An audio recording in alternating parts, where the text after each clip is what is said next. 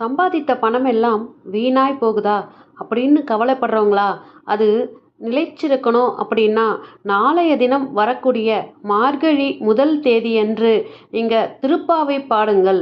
ஆண்டாளின் வளர்ப்புத் தந்தையான பெரியாழ்வார் நந்தவனத்தில் ஒரு நாள் துளசி செடிக்கு அருகில் பூமி தேவியின் அம்சமாக குழந்தை வடிவில் ஆண்டாளை கண்டெடுத்தார். வாரி எடுத்து மார்போடு அணைத்து கொண்டு மகிழ்ந்தார் பெரியாழ்வார். கோதை என்று பெயரிட்டு மகிழ்ந்தார். உலகம் நிறைக்கும் புகழுடன் திருமகள் போல வளர்ந்தார்.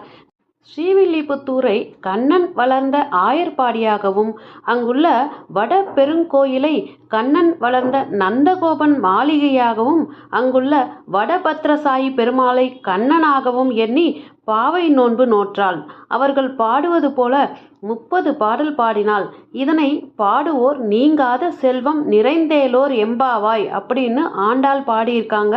திருப்பாவை பாடுவோர்களுக்கு நிலைத்த செல்வம் நிலைக்கும் அப்படின்னு ஒரு பழமொழி இருக்கு.